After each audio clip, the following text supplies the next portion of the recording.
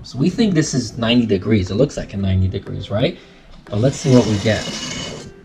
We are at 85.48. So right now we are at 179. Let's reset this and let's open this up bit by bit. So you see that? 45. So when I'm cutting angles, for example, right here, I want to measure what this angle is. I'm basically just going to go to here and right there.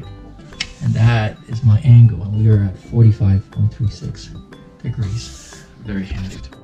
I want to show you one of the best new tools that I got from my toolbox. This is a time saver. So this is a digital angle measurer and finder. Now the great thing is you can start off by even this angle and then it's showing 14.45. So we're going to reset this to 0. And now anything that comes from this side out is going to start creating a new angle. See that? That's one of the best devices. Now on top of that, it's got 3 plumbs here. You've got one here, one there, and one there. So let's go test this out in the real world.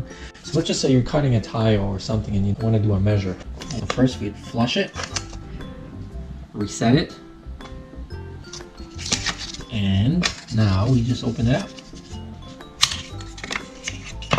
And we go as far as here. There we go, that's pretty plumb. So we think this is 90 degrees. It looks like a 90 degrees, right? But let's see what we get. We are at 85.48. Now there's also a lock here as well.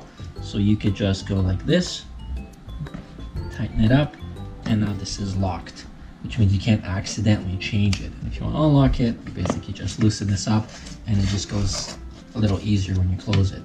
So a very handy dandy little device to figure things out. Too bad that that's not telescoping, but that's okay. We can always just do it the other way. Like over here, right?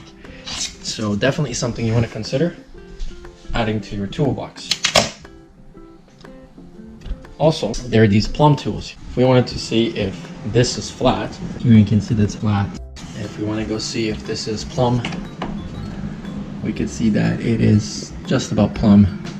So very handy, like I said, a device, and then it extends out as well to here.